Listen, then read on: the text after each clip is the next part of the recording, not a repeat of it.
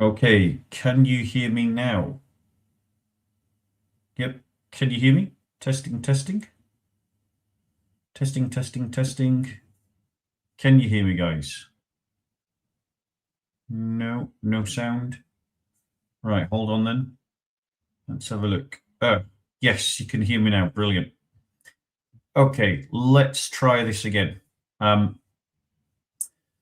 I started a long time doing a long time ago doing a series as to why I'm not a Muslim, and in the past I looked at contradictions in the Quran, and it's meant to be a rolling series of different reasons. So if you've not seen that one, go and see it, and please do go and look at the back catalogue. I have a huge number of videos. Go and look at the earliest. Go and flip the list around so you can look at the earliest. Go and look at the live streams. Go and make use of this great resource, and please do share the videos. The point of this channel is obviously to reach out to people, to evangelize people, and we have a particular concern for Muslims because we love Muslims, and we know that Muslims make great Christians. And so this is episode number 2 of that series with huge gaps in it. One of a number of series that I started and never managed to keep up. It's just the way that my life has worked. As I've done live streams, I've ended up having to do more and more work away from the camera with different groups and so on. And today what we're going to look at is the story of Issa and why it makes no sense.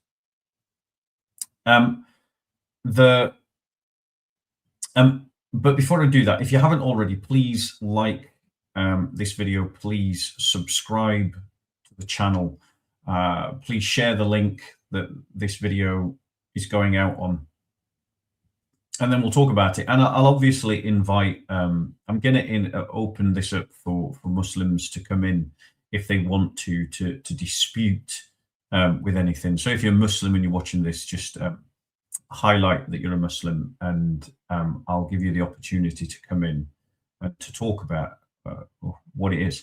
But let me just go through and explain to you a couple of the reasons why I don't, why I have a problem with Muhammad. So let's just kind of recap the Islamic story of Isa.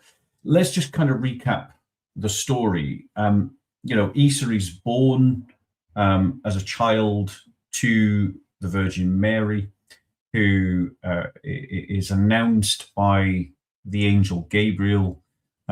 He's adopted by Joseph. Mary herself was cared for by Imran, and the child is born, grows up to be a prophet, and preaches monotheism.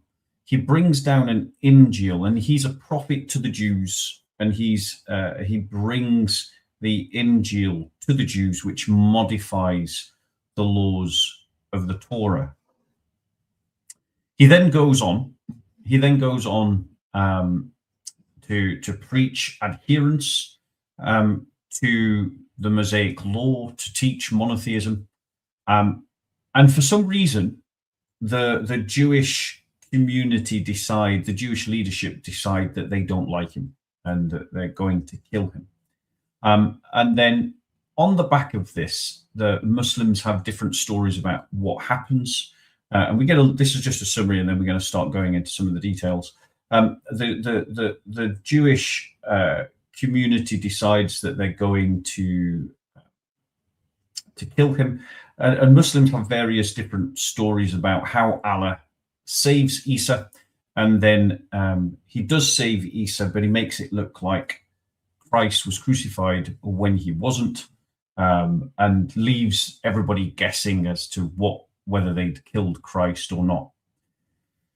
And then Isa is up in the second heaven, I think it is, off the top of my head. And then he goes on to, he's going to return at some point in the future where he breaks the cross, kills all the pigs, and abolishes the jizya. So here's, that's kind of like a brief summary. So let's go back over it, and let's ask some questions about it, and then think about what some of the problems might be about it. I'm going to be using Google for some of this, and looking into things. So I'll pull up certain passages as I need to. So just let me find something for you.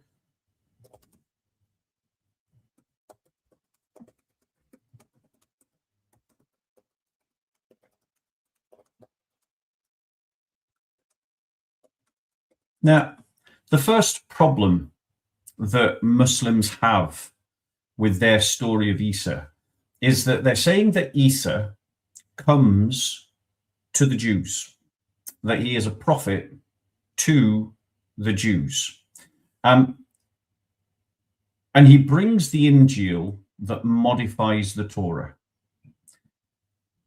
The first problem with this is, why then does the Injil become associated with a group called the Christians? Think about that for a minute. Isa comes as a prophet to Jewish people. The Jews have the Torah. He brings the Injil modifies the Torah.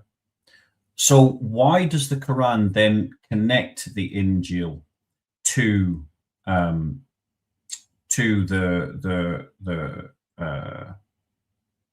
Injil? So, for example, in Surah 2:113, it says the Jews say the Christians have nothing true to stand on, and the Christians say the Jews have nothing to stand on, although they both recite the scripture. Thus the polytheists speak the same as their words, but Allah will judge between them on the day of resurrection concerning that which over they used to differ. So if Allah sent Isa to the Jews, who are the Christians? why does the Injil become associated with the Christians? Why are they a separate group? Who are they? In Surah 2:11, it says, and they say, none will enter paradise except one who is a Jew or a Christian. So the Quran is identifying two separate groups. But yet Isa is supposed to have been a prophet to the Jews. So why, in 262, it says, indeed, those who believed and those who were Jews or Christians or Sabaeans. So there you go, three different groups. Why does it identify the Christians as being a distinct group from the Jews? And obviously Christians are people associated with Isa. The term in Arabic is Nasra, and it appears 15 times across 14 verses. And this is using the Sahih International translation. For example, in 2:140 it says, or do you say that Abraham and Ishmael and Isaac and Jacob and the descendants were Jews or Christians? Say, are you more knowing, or is Allah, and who is more unjust than the one who conceals a testimony he has from Allah and is not aware? Abraham was neither a Jew nor a Christian in 367. In 5:14 it says, and from those who say we are Christians, we took their covenant, but they forgot a portion of that which they were reminded. Now, this is saying that this group that is distinct from the Jews received a covenant, but they forgot it. So it's accusing them of forgetting something that they received, but Jesus came to the Jews. So why isn't this accusation against the Jews? It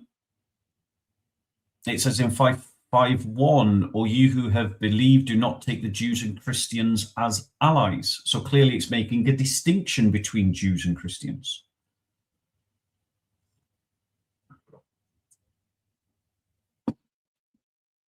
In 5:82, it says, you will surely find the most intense of the people in animosity towards the believers to be the Jews and those who associate others with Allah. But you will find the nearest of them in affection to the believers, those who say we are Christians. That is because amongst them, the priests and the monks, because they are not arrogant. So here it's identifying the priests and the monks. So clearly this is talking about the Gentile church. It's talking about the Catholic Church. It's talking about the Christianity that we all know. So the Quran is identifying Christians as different from Jews. It associates them with the Injil as being people of the book. And yet, it is saying that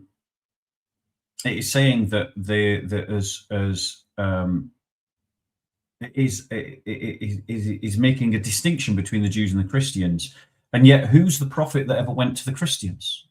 That's my question. This is one of the problems of Islam, is who's the prophet that went to the Christians, because Isa went to the Jews. So this is quite a big problem. Indeed, who have given the scripture well know that it is the truth from their Lord, and Allah is not unaware of what they do. So this is talking about people that have been given the scripture. It say in 364, it says, "O people of the scripture, come to a word that is equitable between us and you." Or in 365, "O people of the scripture, why do you argue about Abraham?" That's this arguing about who Abraham is, whether he's a Jew or a Christian. In 369, "A faction of the people of the scripture wish they could mislead you." 367, "O people of the scripture, why do you confuse the truth with falsehood?" Let's have a look.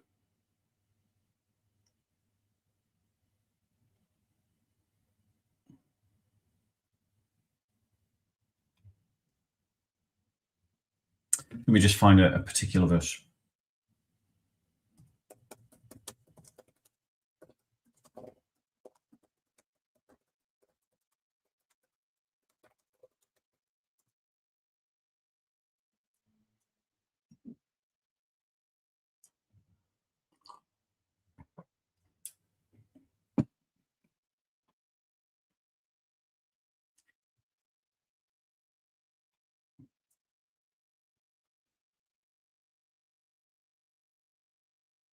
So you've got this issue here that the Quran is saying that Isa is a prophet to the Jews. He brings a revelation to the Jews, and yet it then goes on to speak about Christians, that it says that the Christians have monks and priests, and continuously distinguishes these Christians from the Jews.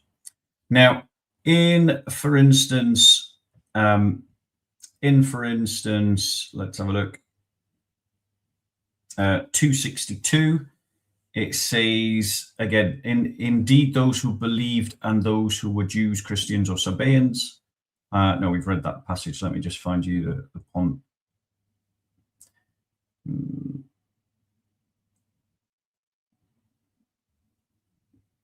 You will surely find the most, we are Christians, because that's the reference. Indeed, those who have believed, those who were Jews and Sabaeans and Christians and the Magians and those who associated with Allah will judge between them on the day of resurrection. Indeed, let me just find it.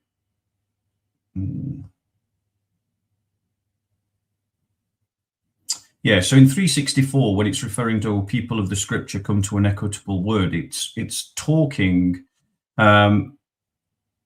with regards to Jews and Christians, as the verses are discussing Jesus in that passage. So the first question is then, who are the Christians and who's the prophet that has come to the Christians? The second issue that we've got is that according to the Jewish version of Issa's life, he teaches monotheism and he teaches keeping the Torah law. But there is no reason let me just invite someone on if there's a Muslim in the group.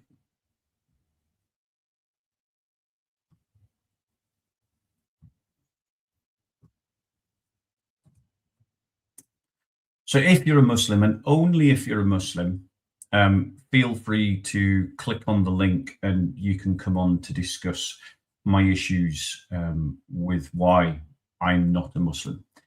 The second problem is that Muslims say that Isa came to make minor changes to the food laws, or changes to the food laws.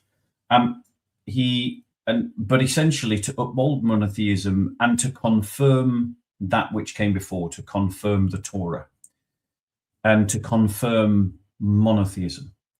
Now, what is it about teaching monotheism, confirming the Mosaic law, and modifying some of the food laws that would be worthy of death? Right? Within Judaism, this kind of within Judaism, this kind of anomaly of not keeping food laws was something that was happening because of Gentile influence. But the response wasn't of the Jewish authorities to kill every Jew that wasn't keeping the Torah.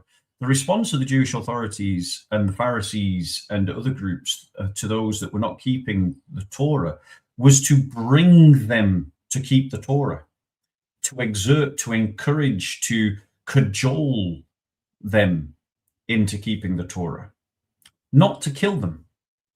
And they wouldn't kill them for teaching monotheism, and they wouldn't kill them for extolling the Mosaic law. So if the image of Jesus is correct, then what we've got here is a problem that doesn't explain why the Jews wanted to kill Isa. And as Bart Ehrman acknowledged, if you can't explain why people wanted to kill Isa, if you can't explain that, then you've got an issue. If you can't explain why people wanted to kill Jesus Christ, then you can't explain Jesus Christ's life, because the one fact that we know for certain about Jesus is that he was crucified. Let me just pull up some references for you.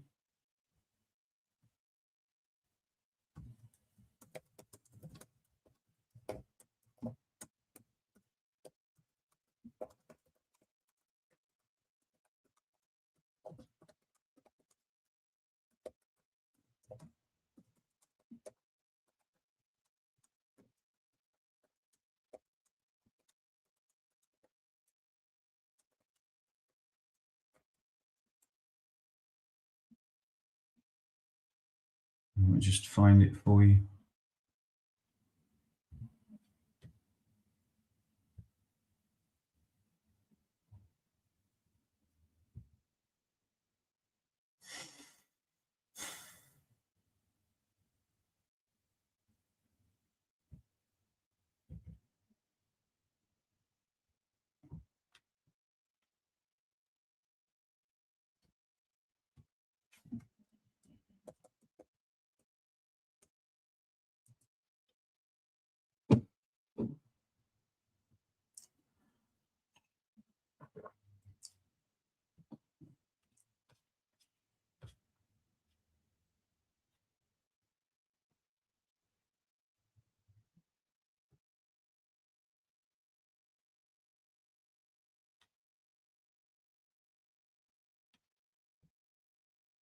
Right, let me just find you this quote from Dr. Bart Ehrman. So this is Dr. Bart Ehrman. He says, whenever anyone writes a book about the historical Jesus, it is really, really, really important to see if what they say about his public ministry can make sense of his death. If not, then you have a problem. So one of the biggest problems of the Islamic Jesus is that they don't explain. This is the full quote. The crucifixion of Jesus by the Romans is one of the most secure facts we have about his life. Whenever anyone writes a book about the historical Jesus, it is really, really, really important to see if what they say about his public ministry can make sense of his death. If not, then you have a problem. For example, if Jesus is best understood principally as a great rabbi who taught his followers they should love one another and even love their enemies, why would the Romans execute him? Oh no, we can't have you loving us to the cross with you. Or if Jesus were a Jewish cynic philosopher who taught his followers not to be invested in the material things of this world, but to share what they have and be concerned only with spiritual things, what would make that a capital offense? How many cynics were crucified? Or if Jesus were principally interested in equality for women or in having his followers adopt a proto-Marxist principles or whatever, why was he killed? If a scholar tries to explain Jesus's life in a way that really doesn't make much sense of his death, then that should be the first clue that something is amiss. And this is the greatest problem with the Islamic Issa, the Islamic story of Jesus, is that taken at face value, there's no Jewish reason to kill Jesus. And yet, that's an integral part of the story, that the Jews go on to accuse him of all different kinds of things to try and have him executed. And yet their own story about Jesus makes him innocent of all those accusations. So why then do they want to kill him? It makes no sense. And Muslims can't explain this, and they come out with all kinds of buffoonery nonsense to explain why the Jews wanted to kill Jesus. Now, so your first problem is that you've got a prophet who goes to the Jews, who brings a revelation to the Jews, but then ends up being associated with a group called the Christians. And the Christians, who's the prophet that goes to those people? Who are the Christians? Right? Secondly, when Allah commands the Jews, he only ever commands them to obey the Torah. I'll just show it to you.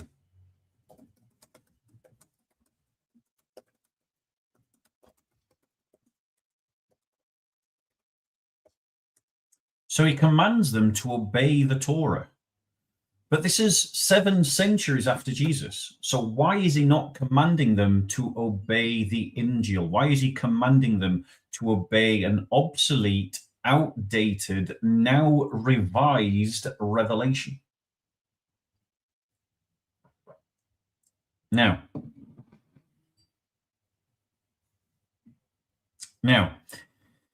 in terms of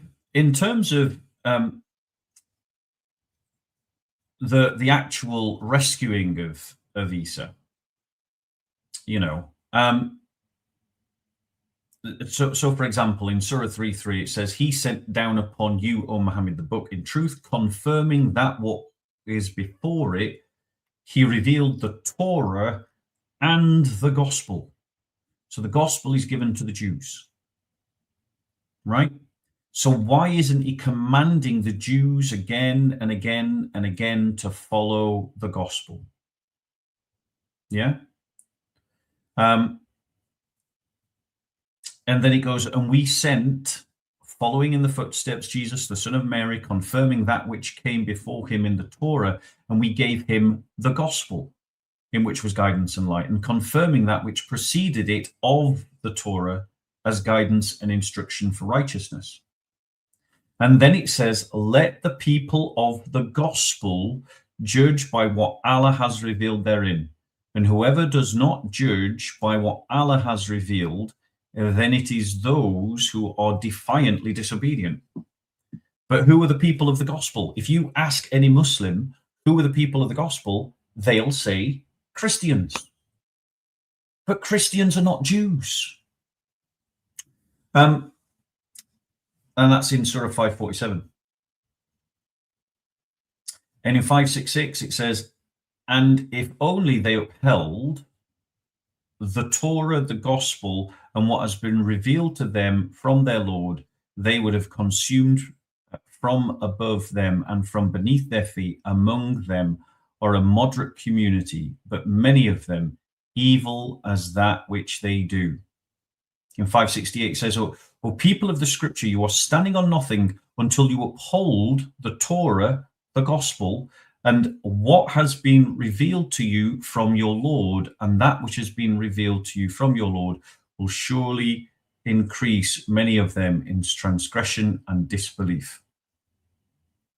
In 510, "When Allah will say, O Jesus, son of Mary, remember my favor upon you and upon your mother when I supported you with the pure spirit, when you spoke to the people of the cradle and in maturity, and remember when I taught you writing wisdom and the Torah and the gospel, and when you designed from clay like the form of a bird with my permission, and then you breathed into it and it became a bird with my permission, and you healed the blind and the leper with my permission, and when you brought forth the dead with my permission."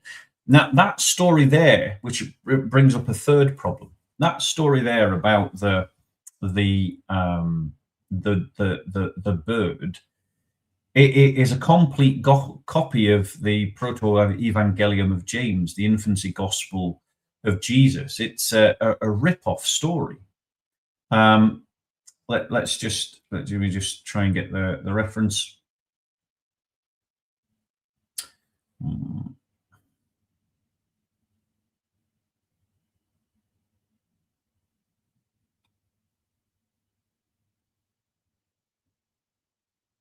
Yeah, so it's in the infancy gospel of Thomas.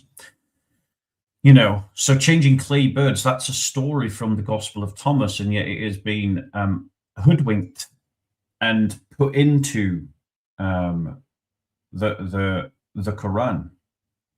"And they who follow the messenger, the unlettered prophet, whom they find written in what they have of the Torah and the gospel, who enjoin upon them what is right." So you've got this distinction between the Torah and the gospel, and you have a distinction between Jews and Christians, and Jews follow the Torah and Christians follow the gospel.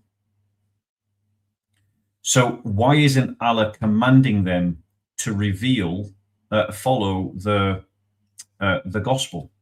In 544, it says, "Indeed, we sent down the Torah, in which was guidance and light. The prophets who submitted to Allah judged by it for the Jews, as did the rabbis and the scholars." Notice, no priests, no monks. "By that which they were entrusted of the scripture of Allah, and they were witness thereto. So do not fear the people, but fear me, and do not exchange verses for a small price." or in 566, and if only they upheld the law of the Torah, the gospel, and that which has been revealed to them from their Lord. This is a passage that we've read. Surah 240, O children of Israel, remember my favor which I have bestowed upon you, and fulfill my covenant, that I will fulfill your covenant, and fear me. So that's commanding them to fulfill the covenant of the Torah. The Quran, in Surah 543, there's a story when the Jews come to Muhammad for a judgment about an adulterous woman. And he says, but how is it that they come to you for judgment whilst they have the Torah, in which the judgment of Allah, then they turn away from that, and those are not in fact believers. Okay, so the Quran is identifying different groups, Jews and Christians, with priests and monks, with rabbis as teachers, with different scriptures, Torah for one, Injil for the other. The Injil itself, or the Quran, is borrowing stories from Gnostic texts that then appear in the Quran. These are plagiarized stories about Jesus. And the Quran offers no explanation, or the Islamic sources offer no explanation as to why the Jews want to kill Jesus. But then when we come to the story of how Jesus is saved by Allah, yeah,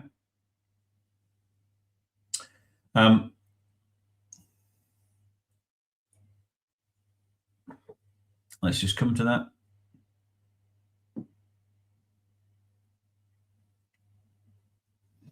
You've got lots of different theories. You've got different theories being advocated by different people. So you've got people who advocate the substitution theory. Now, remember, the verse in the Quran says that they killed him not, nor did they crucify him, but it was made to appear to them. Rather, Allah raised him to himself, and ever is Allah exalted, mighty, and wise, and they have nothing but conjecture to go by, nothing but their own conjecture, right? So that's the sort of Quranic story. Christ wasn't crucified, and Allah rescued him, and everyone's in dispute. They only have their conjecture when they say, because they don't have any certainty. They don't have any certainty about it. They only have conjecture because Allah made it look that way, and Allah rescued Jesus. But when you look at the theories as to how Muslims think that Jesus is saved, it tells you something. One of the things that you're looking for as a historian is if people are coming up with lots of different explanations for the same thing, it tells you that they don't know what's really going on. You know, a variety of different theories and a variety of different speculations within a group tell you that the group don't know the historical fact of something. That's one of the reasons why we know that the Gospels were written by the authors that they're accredited to, because there is no dispute. Matthew was written by Matthew, Mark was written by Mark, Luke was written by Luke, John was written by John. And there's no dispute. There's no dispute about that. If they were just making it up, there would be dispute. For any Muslims that are in the chat, there is a link that I've put in there if you want to come on and discuss my issues. But when you look at the how Issa was rescued by Muslims, you've got different theories, you've got different arguments being posited. So one of them is the substitution theory. This is the oldest, it's the most common, it's the classical view, it's the mainstream view. Ibn Kathir, who lived in the 14th century AD, in his Tasfir Ibn Kathir, he recounts the story that he says is based on earlier reports, in which Issa enters a house with his 12 disciples. You know, his hair's dripping with water. He announces that some are going to disbelieve in him later. He asks for a volunteer whose appearance is going to be changed to be killed in his place to join him in paradise. The young disciple volunteers repeatedly. Jesus refuses, but no one else offers himself up as a human sacrifice. And so eventually Issa accepts the offering of the young disciple. Now just stop for a minute and just think about this. Firstly, this makes Jesus a coward. This makes Issa a coward. Why is he asking someone to die in his place? If Allah is going to rescue Issa, Allah does not need anyone else to die in Jesus's place. So why is Jesus asking for someone else to die in his place? It makes no sense. It is unnecessary. In fact, the entire lie is unnecessary. Why couldn't Allah just rescue Jesus and then go, no, to the Jews? You tried to kill Issa, but I've rescued him because I'm the Almighty, the powerful and wise, and the best of schemers and planners. And look at how powerless and empty your plans are compared to my majesty and might. What's the point of the charade? What's the point of someone being crucified in his place? It's pointless. It's ridiculous. But not only are all of Christ's other disciples cowards apart from one, but Issa himself is a coward. There's a human sacrifice being made that's absolutely pointless and extra to the necessity of the rescue of Issa. It's a story that doesn't make sense. This is also posited by Ibn Abbas in 687.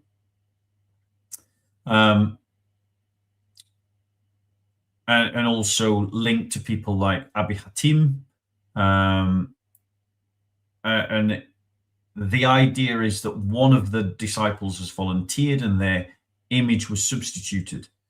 Then you've got Al-Tabari in the 10th century in his Jami al-Bayan. He transmits multiple substitution narratives. Now, Muslims, your alarm bell should be ringing at this point. Why is it you don't have a singular story about how Allah rescues Jesus? Why are there multiple different versions?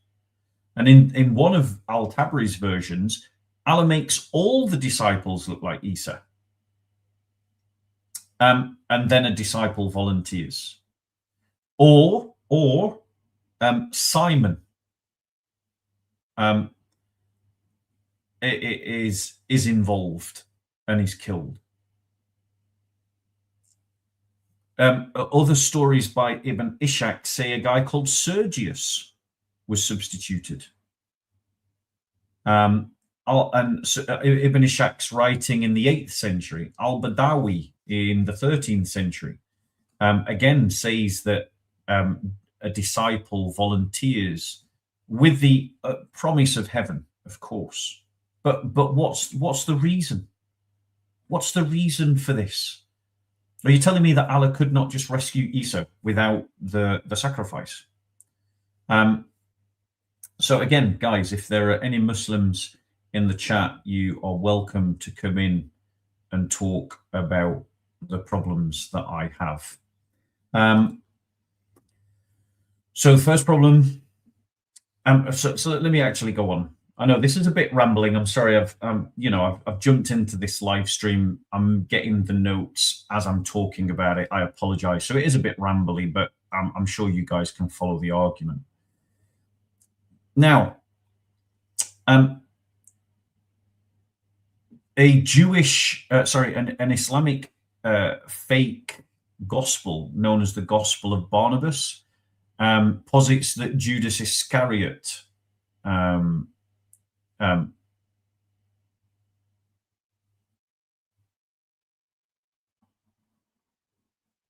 with us 1 second.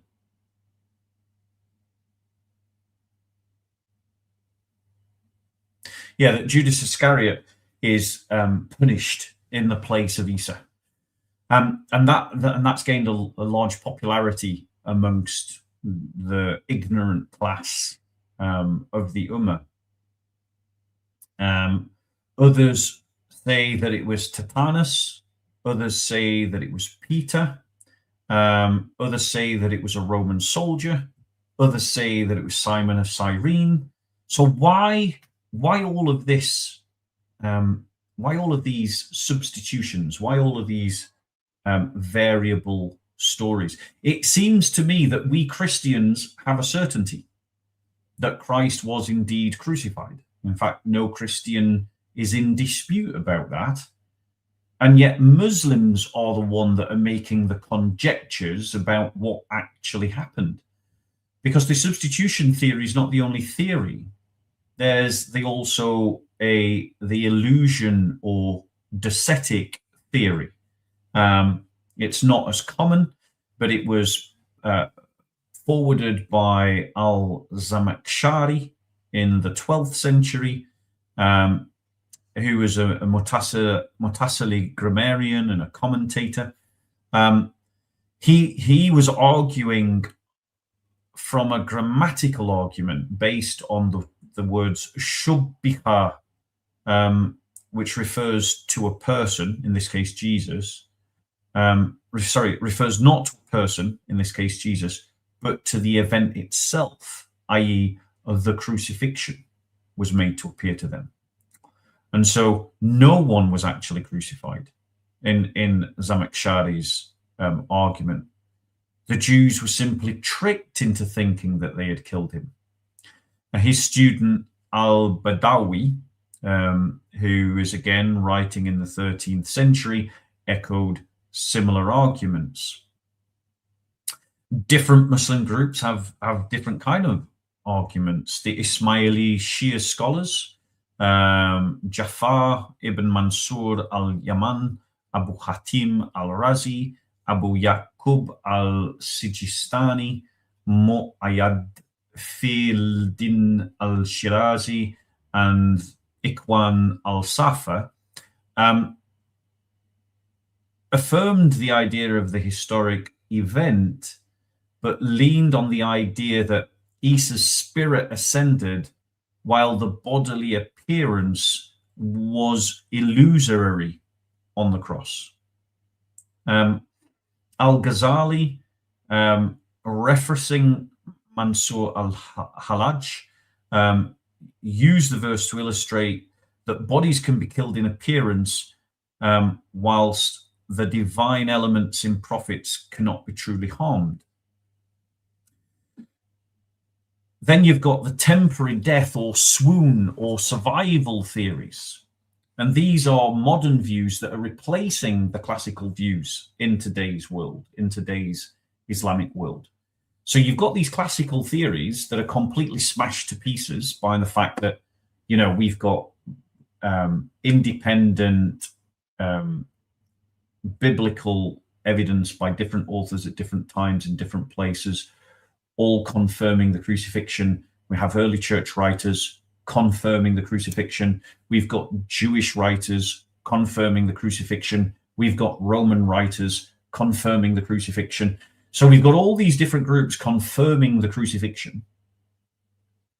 And that has forced Muslim Dawagandists to abandon the classical view, which is fully open to ridicule, as I was doing a few minutes ago, to replace it with a view of a swoon theory. And the person that spurned this and has popularized this the most was the award-winning Ahmadinejad, who was a South African apologist, and he popularized this swoon theory amongst Muslims in his work Crucifixion or Crucifixion, in which he argued that Isa didn't die on the cross, he only fainted, but he actually lived. And thus the Quran was right to say he didn't die on the cross, and it was made to look that way. And since Ahmadinejad, this has become a really popular view amongst Muslims, replacing, and this is what people need to recognize. Islam is reinventing itself right now. It is reinventing what it believes about things, what it believes about the Quran. It used to tell everybody that it was dot for dot and word for word the same. It's abandoning that position. It used to say that Jesus never even was nailed to the cross. It's abandoning that position. You know, in our lifetime, Islam is reinventing its positions. Now, what's that telling you? It's telling you Christians are winning the arguments, right? But the thing that I'm trying to get you to see, Muslims, is that you've got different theories about what happened to Jesus, which means that you're the ones that are guilty of conjecture. You're the ones making things up, right? Everyone else believes Jesus was crucified on that cross, that he died on that cross. You're the ones that are saying otherwise, but you can't agree amongst yourselves what actually happened. Now, I know that the Ahmadiyya Muslims are not considered mainstream Muslims, but their prophet, Mirza Ghulam Ahmed, the only prophet out there by the name Ahmed, argued that Issa survived and that he traveled to East India and he died of natural causes in Kashmir. And they've even got a tomb out there to him. And they interpret the word in 355 of the Quran, mutawafika, as a natural death later. Now, other modern scholars like Mahmoud Ayub denied that the Jews had the power to kill or destroy, and argued that it wasn't necessarily a physical death, but that Christ experiences something like death, but not via crucifixion. So you've got all these different perspectives, and they don't agree with one another. Let me just pull something up for you.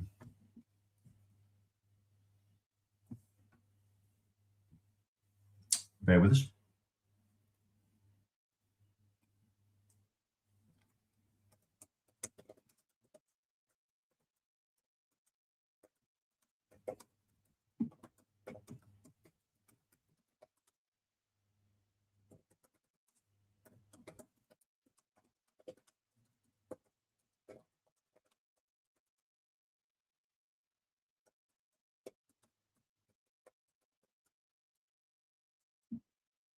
Now, if we, so with these, let's just go recap again what the problems are. Muslims believe that Isa was sent to the Jews and that he brings the Injil to the Jews. Yet the Quran speaks about the Christians as a new group, as a people of the scripture. Which prophet goes to the Christians? Who are the Christians? You ask any Muslim, or we can do this exercise in ad nauseum. You ask any Muslim, and they'll say the Christians. That Isa came to the Christians. He gives the Injil to the Christians. That is also the implication of the Quran. The Christians are identifiably different. They are mentioned to have priests and monks. They are contrasted with the Jews. So clearly, they are not Jews.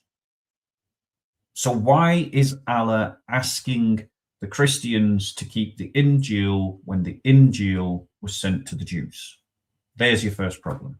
Second problem, the Injil, or the Quran rather, ascribes stories to Isa that are clearly rip-offs from earlier non-Christian manuscripts like the infancy gospel of Jesus or the proto-evangelion of James, like the story of turning clay birds into living birds.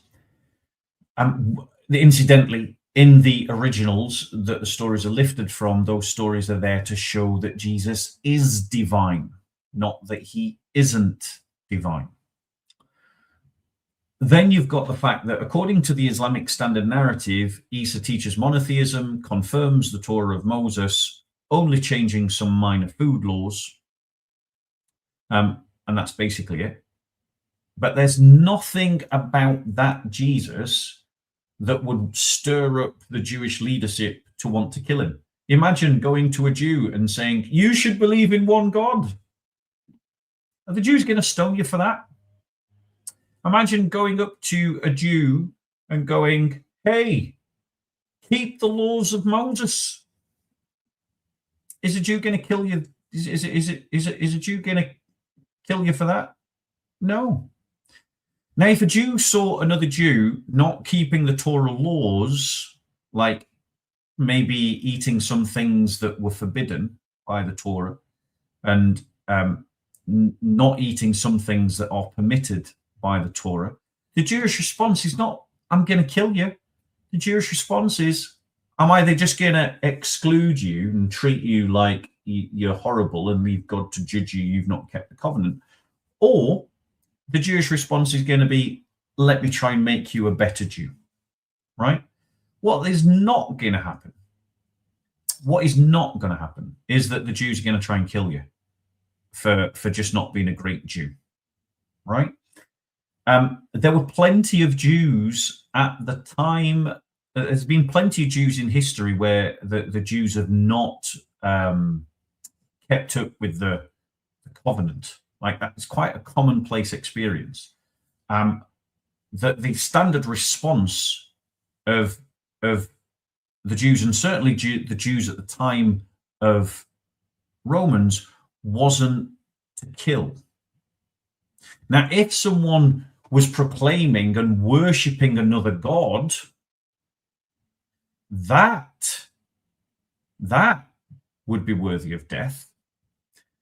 So if you started going around and saying that Jesus is God, that would be worthy of death. Jews would kill you for that. Or if you went around saying, I am God, that would be worthy of death. If you went around and said, the temple is nothing, I'm better than the temple, that would be worthy of death, because you're placing yourself on an equality with God there.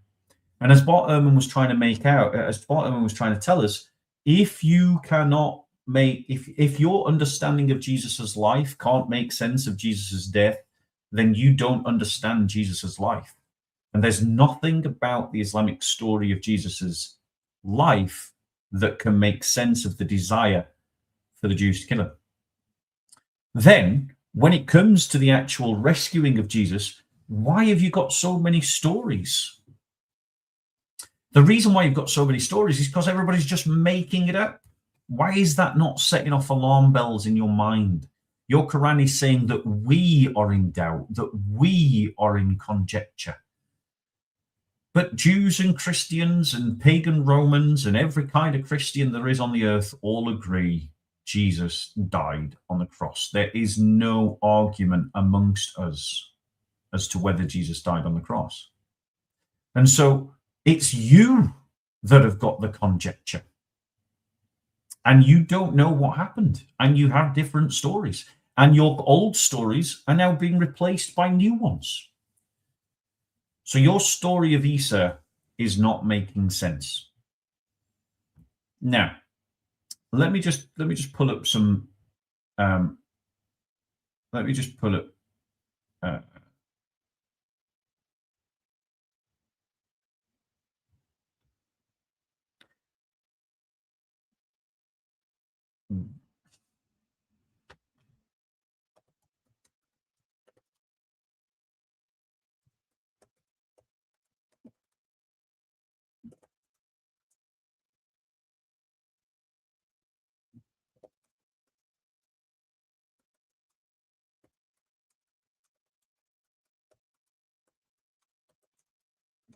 Bear with us.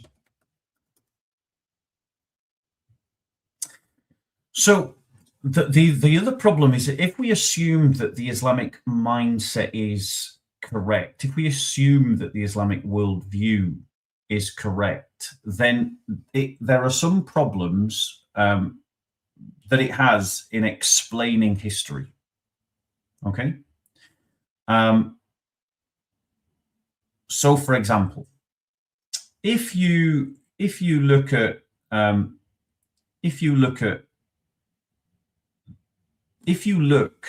the Islamic worldview, you take the Islamic worldview as a fact, and so we assume that we live in an Islamic universe where the stories of Islam are true, then history does not make sense.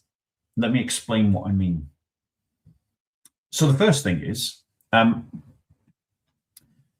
fact of Jesus Christ's crucifixion and his death on the cross, the fact that it's attested to by people like Josephus, who was a Jewish historian working for the Romans, by Tacitus, by Marabar Serapion, that his death seems to be spoken of in the Talmud.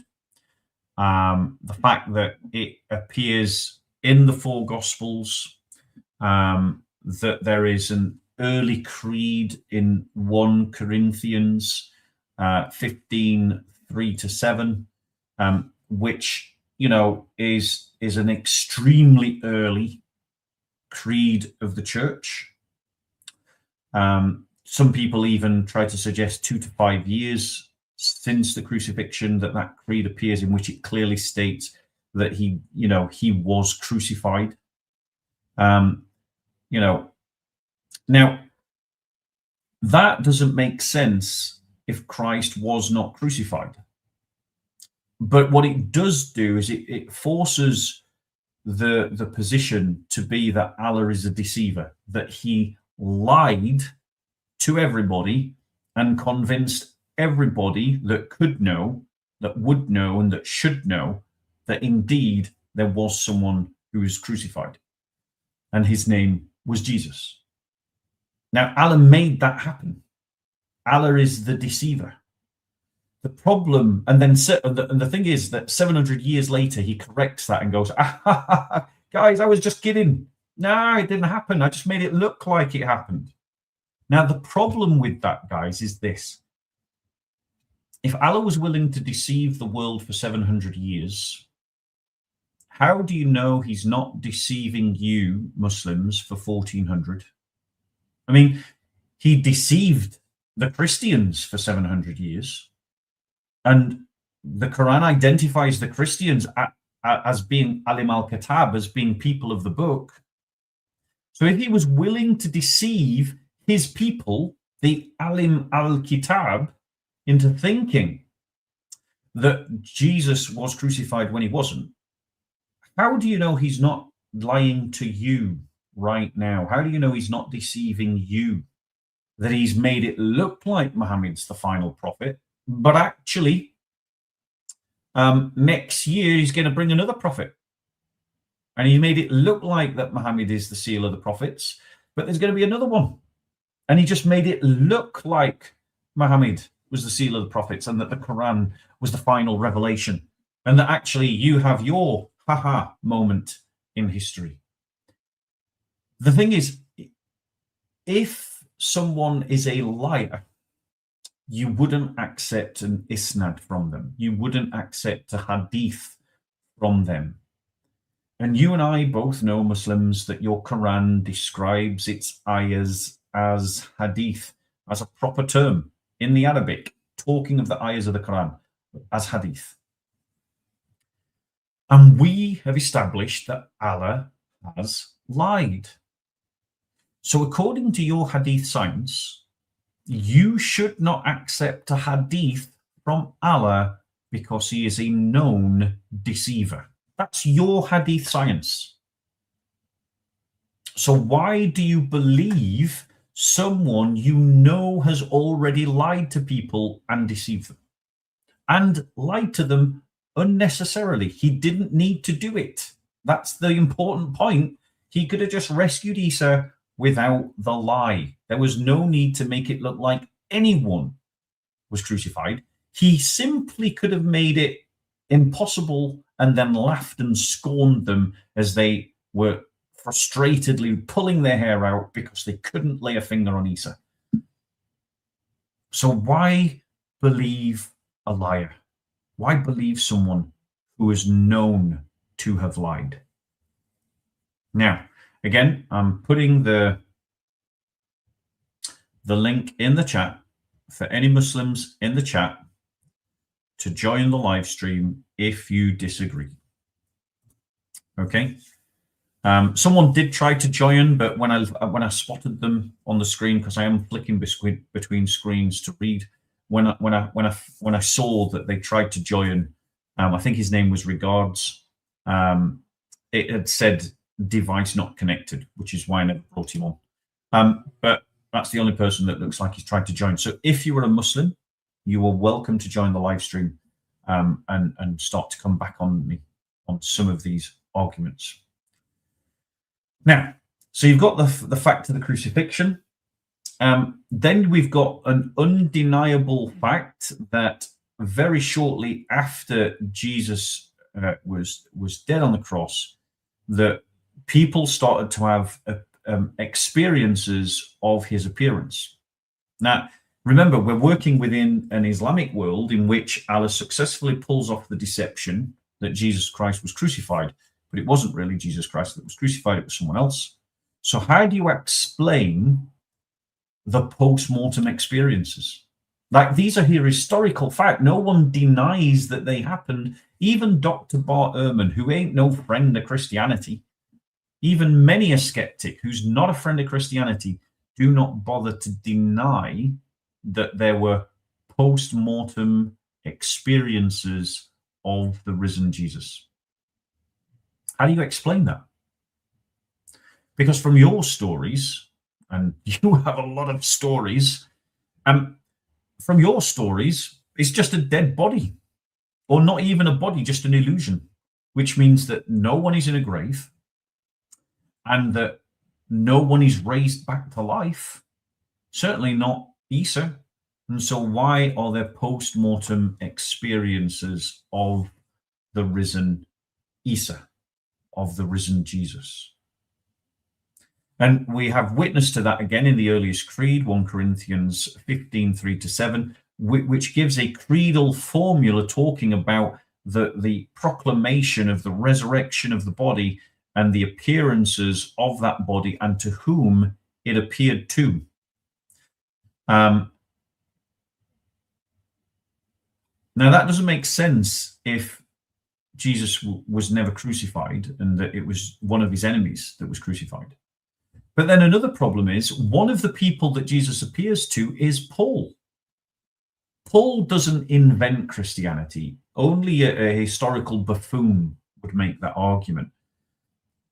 The Christian movement already existed before Paul becomes a convert. He persecutes the church. He's an enemy of the church. He rages against the church. The church fears him, and then he converts. He converts on his way to Damascus.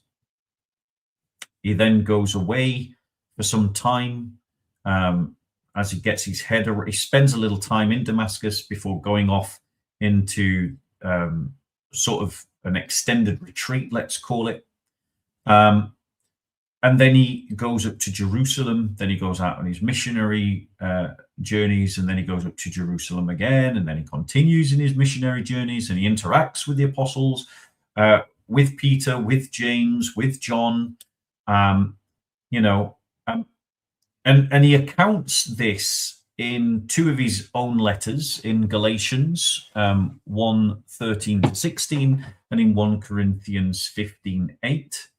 A separate book written by a different person, Luke Acts, also speaks about this conversion experience. And his conversion is pretty much taken as a fact. But how do you explain it, Muslims? If your story is true, if Jesus was never crucified, then there are no post-mortem experiences. So how do you explain the birth of the church? How do you explain the birth of the Jewish messianic movement? And how do you explain Paul's conversion to that Jewish messianic movement? You then also have the conversion of James, who was the brother of Jesus, who seemed a little bit skeptical of the Lord's ministry when he was alive. You can see that in Mark 3:21 and in John 7:5. But then he turns up as one of the leaders of the church in 1 Corinthians 15:7. The book of James, which is ascribed, the letter of James, which is ascribed to him as the brother of the Lord, and he's seen as a leader of the church in one of the leaders of the church, if not the leader of the church in Jerusalem in the book of Acts. So he is also converted. How do you explain that? So how do you explain this birth of the Christian religion before Paul, that Paul then converts to, and the conversion of Paul, and the conversion of James, based all upon the post-mortem experiences of the risen Jesus, if your story is true? Now, the empty tomb is one of the facts that is somewhat disputed by scholars, but most scholars accept that there was a tomb and that that tomb was empty,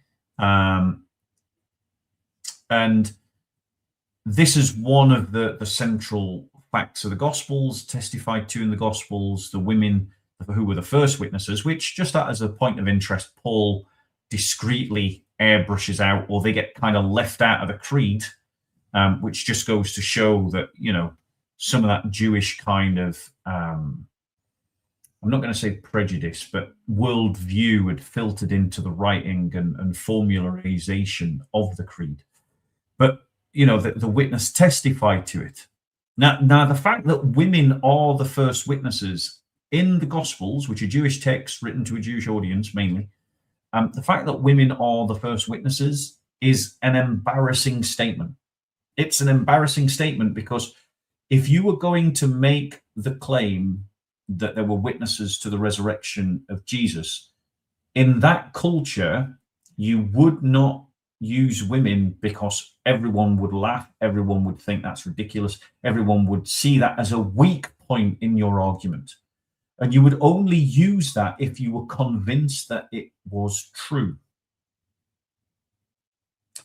And that's why it kind of fits with the criterion of embarrassment.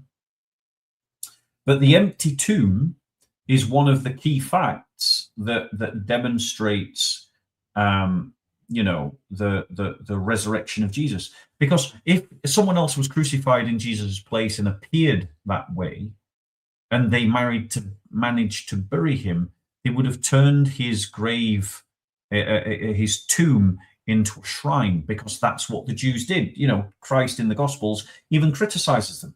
You know, you decorate the tombs of the prophets whom you killed. Obviously, he's talking about their ancestors, but he's talking about them as one generation. And so you've got this this tomb problem. You've also got the fact that the church starts in Jerusalem, is centered in Jerusalem. You know, if it was founded by Paul, it'd be in Damascus. But if it's in Jerusalem, why is it starting there? You've got these facts that are indisputable in history, with a small exception to the empty tomb one, which is somewhat disputed.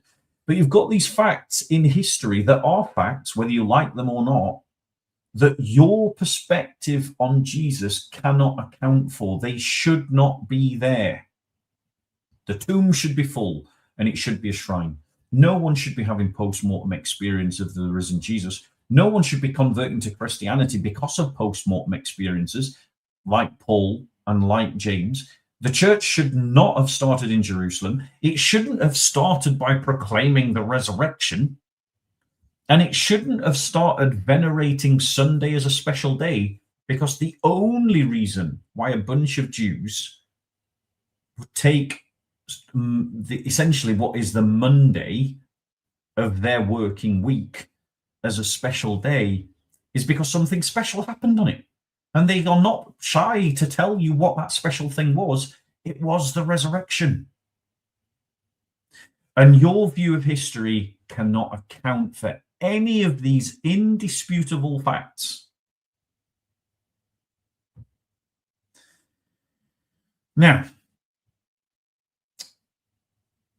your hypotheses simply don't work. There's only one explanation that accounts for all of these facts, and that is the idea of the resurrection. Let me just pull you something up.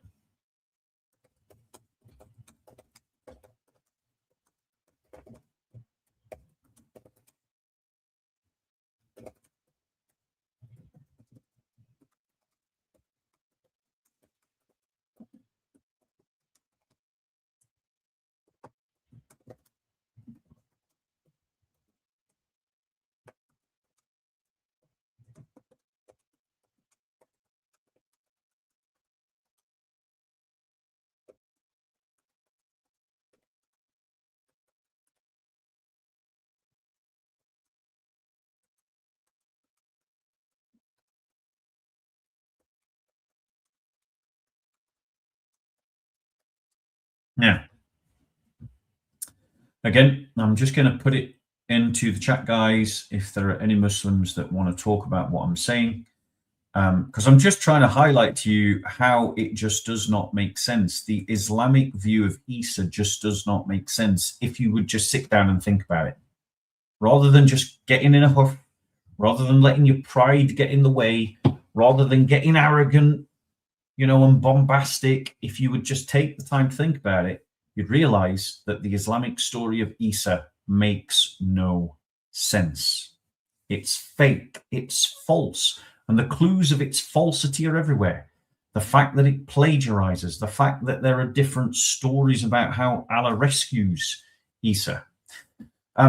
Another problem is that in Surah 355, it says this. Let me just see if I can get the quote for you.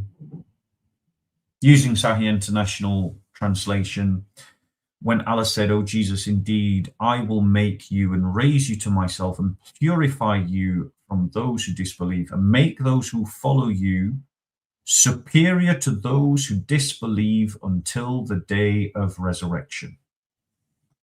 Now, Allah is saying that he is going to make the Muslim followers of Isa superior to everyone who doesn't believe in the Muslim Isa. So if we lived in the Muslim universe, the universe of the Quran, the world of the Quran, the world of your tasfir, the world of the make-believe of your scholars, what should we expect to see? We should expect to see that that the Muslim followers of Isa are triumphant, that they are victorious, that, when the Pauline Christians come along preaching their Pauline nonsense, that the Muslims get the better of them, that the Muslim followers of Isa come to defeat the Jews and come to defeat the Christians, and they are superior and they are the uttermost, and they are victorious over all of their opponents. And then Muhammad comes, and then the Muslim Christians, who the Quran clearly refers to as having priests and monks and the Injil, and that they should follow the Injil, then just join Islam. That is what you should expect to see. But that's not what we see. As everybody knows, Christians win. The Apostolic Church wins. We defeat the Roman Empire. We defeat the Pharisaic Jews. We defeat the Zoroastrians. And the church founded by Jesus Christ still continues today in an uninterrupted chain. even after the Caliphate of Muhammad, established by Muhammad himself, is long since dead and just a footnote in history. And not just his caliphate, but countless other caliphates of his companions and their successors, and the other caliphates and the upstart caliphates. I mean, guys, you must have gone through like 30 odd caliphates in the last 1400 years, but there's still the Church of Jesus Christ, founded by Jesus Christ, active and alive today in an unbroken chain.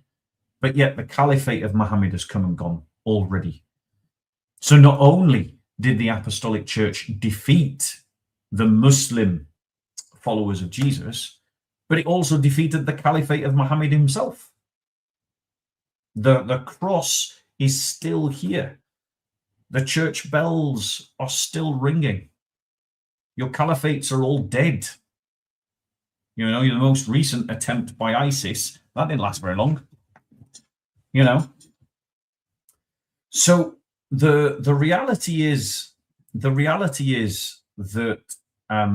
you know, your Ottoman Empire, if you don't like ISIS, you know, gone. And Christians destroyed a lot of those caliphates, you know, or more than one of the caliphates, the Islamic caliphates, were destroyed by Christians. Just let that settle in for a moment. Now, the point is, according to the Quran, that should not happen. Yeah. Now, let me just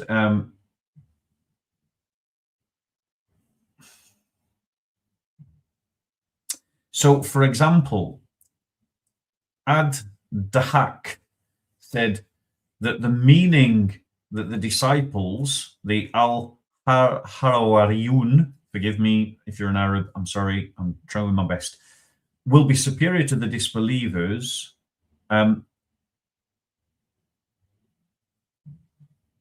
Sorry, not Al-Dahak. There are some scholars amongst the Muslims that say that the Romans, or the Romans is another term for the Christians, will be superior to the Jews until the day of judgment.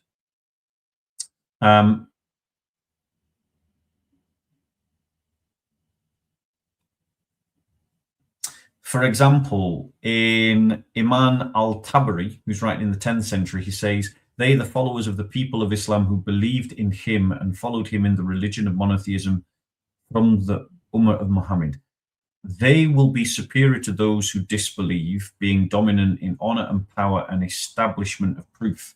Well, none of that has worked out. You know, Ibn Kathir said this. Hopefully it will. Right. He said this. I'm just going to quote it. "And I will make those who follow you superior to those who disbelieve till the day of resurrection." This is what happened. When Allah raised Issa to heaven, his followers divided into sects and groups. Some of them believed in what Allah sent Issa as a servant of Allah, his messenger, and the son of his female servant. Throughout this time, the Christians had the upper hand and dominated the Jews. Allah aided them against the Jews because they used to be closer to the truth than the Jews. And by the way, Ibn Kathir hates Jews. Even though both groups were and are still disbelievers.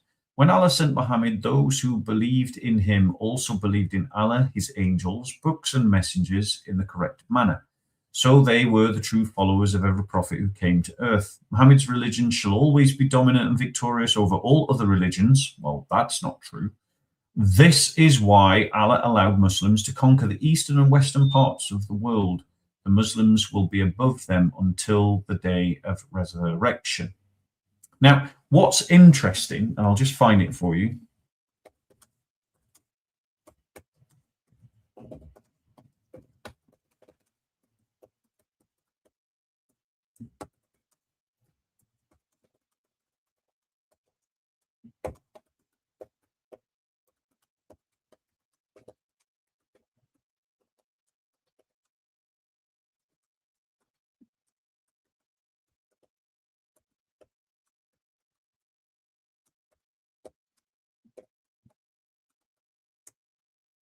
Okay. The tafsir of Al-Jalalain said, I am setting those who follow you, those Christians and Muslims who believed in your prophethood, above those who disbelieved in you, namely the Jews, becoming above them through definitive argument and the sword until the day of resurrection. So the point is, your tasfirs are saying that the dominance of the Christians over the Jews is a fulfillment of this prophecy. But the Christians that it is referring to believed and worshipped the Trinity, which is something you think is anathema, to use a Christian term. You think that that is shirk. And yet your scholars are saying that, firstly, they're distinguishing between Jews and Christians, bearing in mind Issa was sent to the Jews. And he's saying that the dominance of the Christians over the Jews is a fulfillment of the Quranic promise. But in history, that is a Trinitarian dominance. You, in modern times, you yourselves are always going on, the Dawagandists, about how the Jews are closer to monotheism than the Christians. And yet your earliest tasfirs are saying that the dominance of the Christians over the Jews is a fulfillment of this promise in the Quran.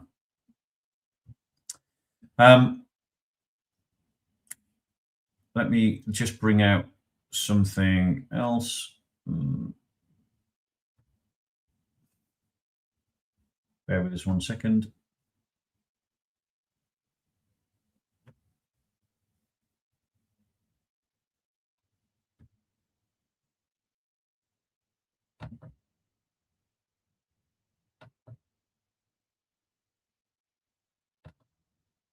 Bear with us.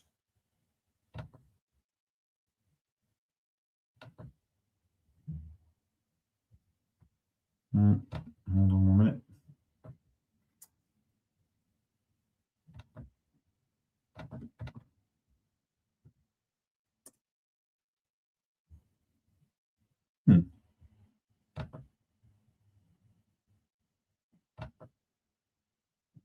No. Oh, dear me.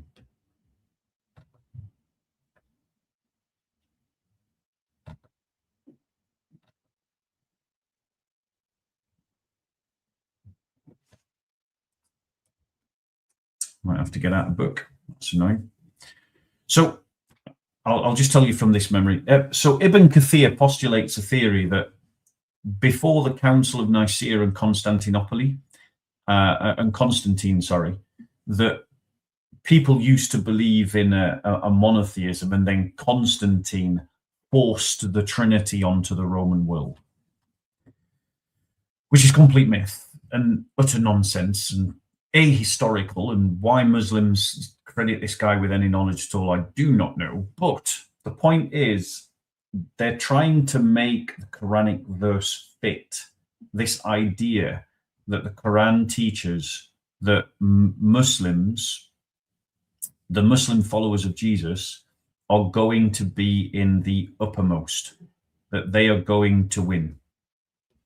Okay? Let me just, and it simply is not historical. This is a problem. It is a problem that you have with your, let me just see if I can find it somewhere else. It's a problem that you've got with your narrative. Yeah, it doesn't fit the facts. It doesn't fit the facts. Your Allah has failed in his promise. What does it say if your Allah fails in his promise? He lies? He fails in his promises? What's that telling you?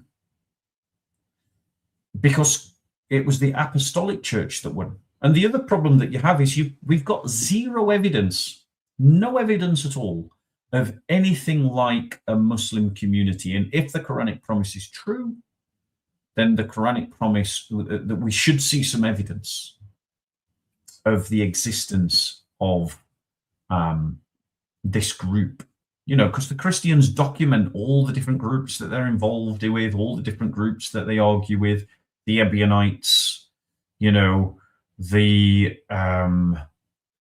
Docetists, the Gnostics, the Marcionites, the Patriot-Passionists or Modalists, the Arians, and a whole the pagan Romans, the Jews.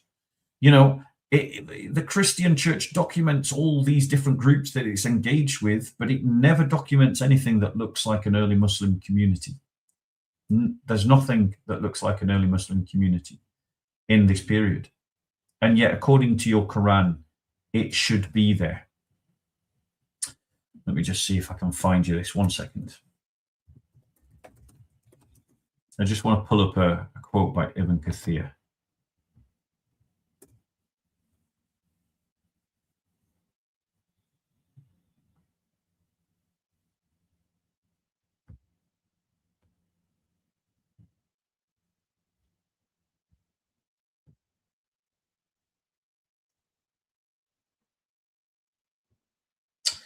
Yeah.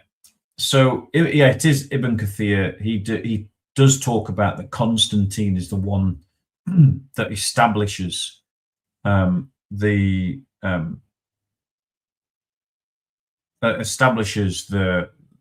Mary, that establishes the imposition of the Christian. Oh, where is it? Again, I might have to get it out. Okay, I'm going to leave that one. You can find it yourself. I do have it, but I'm just wondering how much time it will take to dig it out. Let's see if I can do it quickly. Bear with us 1 second.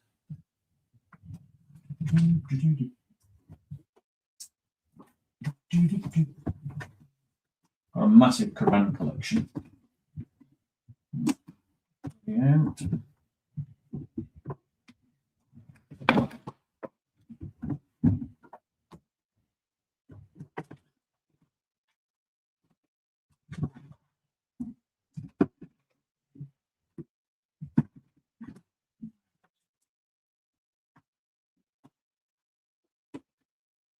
It's annoying.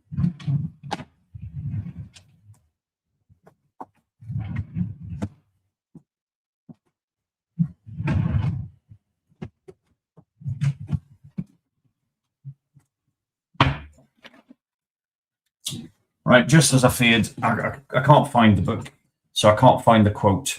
However, I'm sure someone can stick it in the comments for you. Okay, so the final problem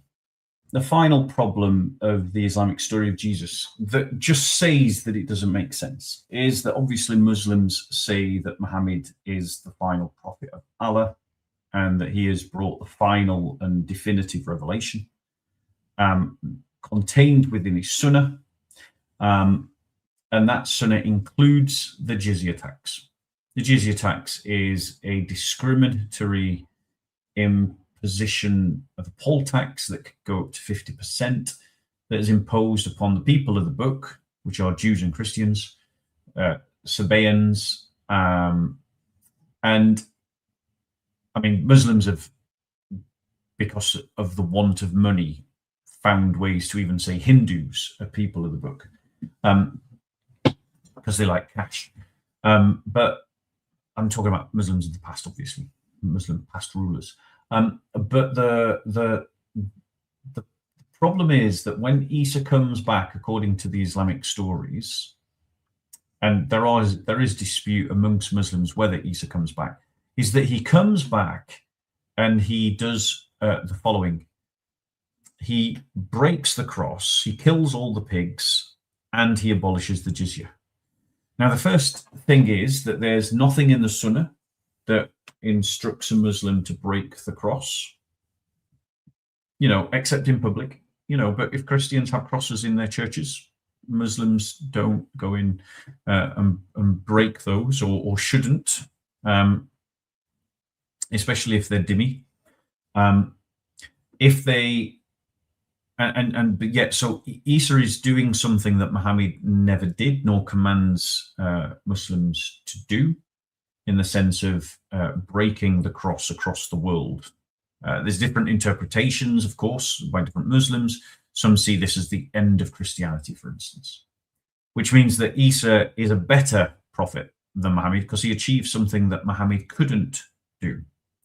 He kills all the pigs. Again, something that Muhammad never commands everybody to do. He doesn't command that all the pigs be killed. And the third, and so he's doing something that is beyond the sunnah of Muhammad. And then he abolishes the jizya. Now, this one is the biggest one because that is so clearly in the Islamic sources as a requirement to impose this discriminatory tax upon Christians and Jews, to impose it so that the Christians and Jews can feel themselves humiliated and be made the second-class citizens that they deserve to be. You know, and I just want to read. So this comes from the Quran. You know, it says, "Fight those who believe not in Allah nor the last day, nor hold fast forbidden that which hath been forbidden by Allah and His Messenger, nor acknowledge the religion of truth from amongst the people of the book until they pay the jizya with willing submission and feel themselves subdued." So we're meant to feel that we're beaten, and then we pay the jizya. And when you look at the tafsir for this, you know, Ibn Kathir said, Allah commanded his messenger to fight the people of the scripture, Jews and Christians, on the 9th year of the Hijrah, and he prepared his army to fight the Romans and called the people to jihad, announcing his intent and destination. Ibn Jazai said that the verse is a command to fight the people of the book because they claim Allah has a son.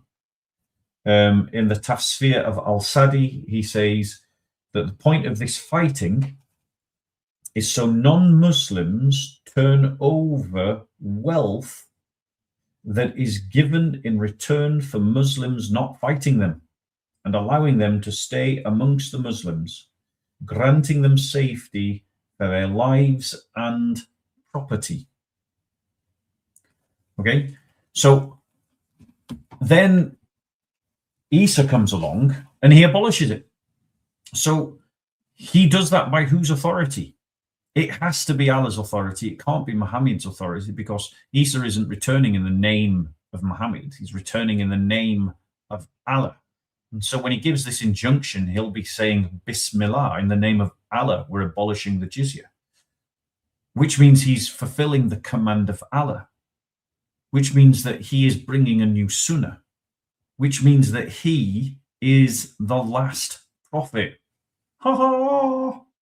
He made it appear that Muhammad was the last prophet, but it turns out that he's not. He just deceived you all, and actually Issa is the final prophet of Islam who brings the final revelation. So, guys, as you can see, there are a number of big problems connected to the Islamic view of Issa that just does not make sense when you think it through. And, you know, I point this out to Muslims, not because I'm trying to offend you, not because I'm trying to rub you up the wrong way, but because I want you to think. Like, just switch on your brain for a second and think for yourself. Don't just repeat some mantra that you heard in a masjid one day because some da'i who's on a bit of a grift and is getting some money for what he's doing has come to spout out some things that rub you up the right way and make you feel good about yourself. Actually, just stop and think about what you've heard. Because if you think about what you've heard, you can begin to see that there's a lot of problems about the Islamic Issa. It is essentially a Frankenstein's monster. It is a hodgepodge of different stories put together at different times by different people with different motives, and it's all kind of glued together with a bit of super glue and some stitching. And then you've got to try and make it make sense to both itself and the whole of history. And it just doesn't work. Whereas we Christians don't have that problem. History corresponds with what we believe, corresponds with our essential doctrines about Jesus, even if you still find ways to dismiss the resurrection. Pretty much every historian accepts that the first apostles saw something. And so by his cross and resurrection, Christ is destroying Islam. History is on the side of the Christians. The argument is being won by the Christians. And the good news is you do not need to keep holding on to this failed idea, this failing belief system that is collapsing under scrutiny. There are lots of Muslims leaving Islam, and you can be one of them. There are lots of Muslims becoming Christians, and you can be one of them. I'm talking to one guy who just this week has left Islam, and God willing, very soon he's going to be a Christian by the grace of God. Tomorrow I start a conversation with another Muslim who wants to inquire about the faith. I'm meeting up with Muslims and I'm talking to them because I know that a lot of you out there who are watching this are sincere people. You're good people. You're good-natured people. You're good-hearted people. You care about the truth. You want to be in the truth. I'm talking to you. I'm not talking to the die-hard, self-aggrandizing, self-enriching Dawagandists. You know, they've got motives for sticking with Islam. But for those of us out there in the world that really care about faith, we can evaluate the truth claims of our religions and we can see if they hold up to scrutiny. And this Frankenstein's monster that is the story of Issa in Islam does not stand up to scrutiny. It disintegrates and it falls apart and it is riddled with holes and it is riddled with self-contradiction and it is riddled with external contradiction. And if you follow the evidence, it is going to walk you straight out of Islam and straight to the baptismal font of your local church. And with that, I wish you all a very happy and merry Easter. Christ is risen.